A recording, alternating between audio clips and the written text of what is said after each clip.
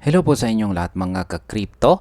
Sa video po na ito ay pag-uusapan natin ang bagong pahayag ni Ripple CEO Brad Garlinghouse tungkol po sa kung ano ang tunay na prioridad ng kumpanya sa kasalukuyan. Marami ang umaasa na ang susunod na hakbang ni Ripple ay ang kanyang pagla-launch ng IPO o kaya naman ay magkaroon ng XRP ETF. Ngunit sa pinakabagong interview, malinaw po na sinabi ni Ginong Garlinghouse na mas inuuna ni Ripple ang acquisitions kaysa sa dalawang ito. Kaya yan po ang siyang ating pag-uusapan sa video na ito. Pero bago po tayo magpatuloy ay pakibasa na lamang po muna ang disclaimer dito po sa ibaba ng ating screen. Ayan po siya. Ang nakikita natin dito ay ang Ripple CEO na si Ginoong Brad Garlinghouse. Ano nga ba ang sinabi mismo ni Ginoong Brad Garlinghouse? Yan, meron po siyang isang video clip dito. Ayan, sa isang video clip na ibinahagi po ni John Square dito ay ipinaliwanag po ni Ginoong Garlinghouse ang kasalukuyang direksyon ni Ripple. Kaya yan, panoorin po natin kung ano yung kanyang aktual na sinabi dito. Ayan. We have been in a very fortunate position to be able to grow the business organically. We're also, frankly, more proactive in looking at acquisitions. This is an industry that finally is going to be able to thrive in the United States, the largest economy in the world. And I think the industry is still underestimating the shift from the headwinds to the tailwinds. That's going to make a bigger difference than people think. And finally, the U.S. market is really unlocked. So it sounds like what you're saying, acquisitions are almost more of a priority now than an IPO for you. So then what would you be looking for to buy, and how big are you willing to go? Well, I'm not going to name names, but look, Ripple at its core is a blockchain infrastructure company. We sell our technologies to business, primarily financial institutions, and we'll look at other things that are blockchain infrastructure company. Ayan. Sabi dito is Ripple is prioritizing acquisitions over IPO or ETF. Right now, acquisitions matters more. Ripple is at its core a blockchain infrastructure company. Yan po yung mabigat na sinabi rito ni Ginoong Brad Garlinghouse dito. Yan. Ayon sa kanya ay nasa magandang position ang kumpanya dahil nakapaglago sila ng kanilang business organically. Ngunit ngayon ay mas nagiging proactive po si Ripple pagdating sa acquisitions. Sabi pa niya, ito na ang panahon kung saan talaga mabubuhay at lalago ang crypto industry sa United States na siyang pinakamalaking ekonomiya sa buong mundo. Kaya ang ibig pong sabihin nito ay nakikita ni Ginong Garlinghouse ang malaking oportunidad para kay Ripple na palawakin ang kanyang impluensya at lakas sa market sa pamamagitan po ng pagbili ng mga kumpanya na makakatulong sa kanilang negosyo. Ang impact po nito sa market ay posibleng dagdagan ang tiwala ng mga investors kay XRP dahil pinapakita po nitong seryoso si Ripple na maging mas malaking player sa global financial system. Ngayon ay ano naman po ang ibig sabihin ng headwinds to tailwinds? Yan, dagdag pa sa kanyang paliwanag ay sinabi po dito ni Ginoong Garlinghouse na matagal nang minamalit ng industriya ang pagbabagong nangyayari sa regulasyon at market environment. Noon puro headwinds o mga hadlang ang nararanasan po ng crypto sa US. Ngunit ngayon, ito ay nagiging tailwinds na. Ibig sabihin ay pabor na po ang kondisyon para sa paglago. Kung magiging mas maayos po ang regulasyon sa US, mas dadami po ang investors at financial institutions na papasok sa crypto market. Para kay XRP, ito po ay maaring magdala ng mas malakas na demand at posibleng magtulak pataas ng presyo. Ngayon is isang malaking tanong dito is bakit hindi prioridad ang IPO para kay Ripple? Ayan. Maraming nagtatanong kung bakit hindi IPO ang inuuna ng kumpanya.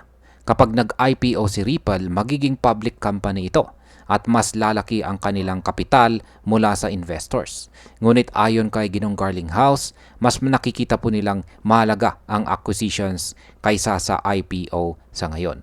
Ipinapakita lamang nito na mas gusto po ni Ripple na magpalakas ng kanyang pundasyon bilang isang blockchain infrastructure company bago pa man magbukas sa publiko. Sa madaling salita ay inuuna po nila ang pagbuo ng solid na negosyo kaysa agad na maghanap ng dagdag na kapital.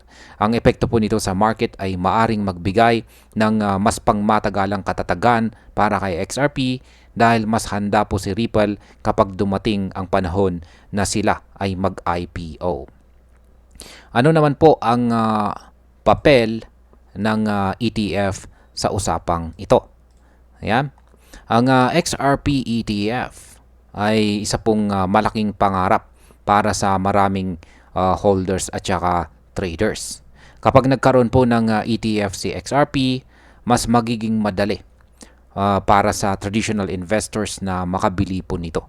Ngunit sa pahayag na ito, malinaw na hindi pa ito prioridad ni Ripple. Ibig pong sabihin na hindi ito mangyayari. Ngunit mas nakatuon po ang kumpanya sa acquisition. Kung magpapatuloy po ang ganitong direksyon, posibleng ma-delay ang XRP ETF at maaari pong makaapekto ito sa mga short-term investors na umaasa sa mabilisang pagtaas ng presyo. Gayunpaman, sa long term, makakabuti pa rin ito dahil lumalakas ang business model ni Ripple. Ano naman po ang ibig sabihin ng pagiging isang blockchain infrastructure company? Yan, isa po sa mga mahalagang sinabi ni Ginong Garlinghouse ay ang pagkilala kay Ripple bilang isang blockchain infrastructure company. Ibig sabihin, hindi lang sila simpleng crypto token issuer lamang. Sa halip ay nagbebenta po sila ng technology at saka serbisyo sa mga negosyo, lalo na sa mga financial institutions. Yan, kung Kapag pinalakas pa ni Ripple ang kanyang position sa larangan ng infrastructure, mas tataas po ang kanyang kredibilidad bilang isang kumpanya.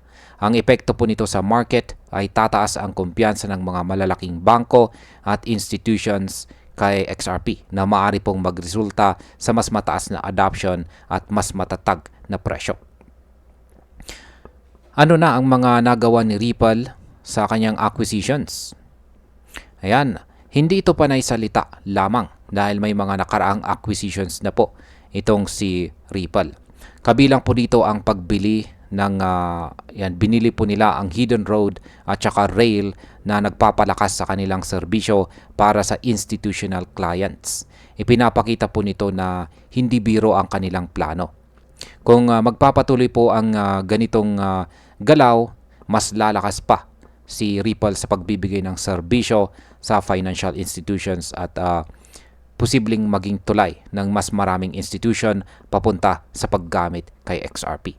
Sa market perspective, maari po itong magdala ng mas matagalang paglago sa presyo ng XRP dahil mas madadagdagan ang paggamit nito sa tunay na mundo.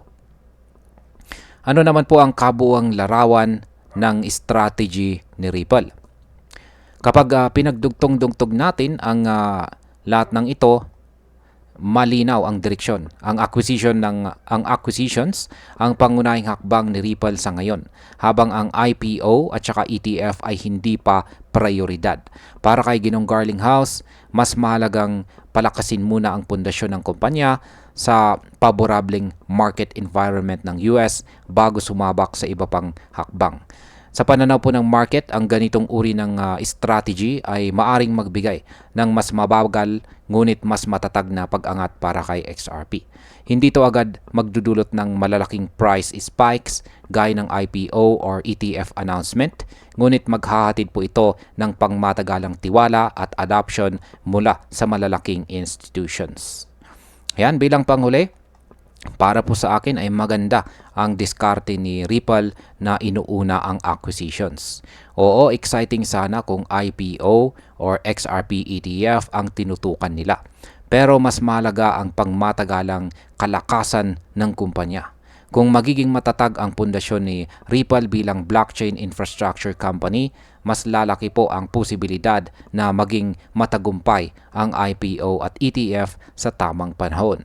Sa madaling salita, si Ripple po ay hindi nagmamadali. Mas pinipili po nilang gumawa ng matibay na hakbang kaysa sa mabilisang pagtaas ng hype.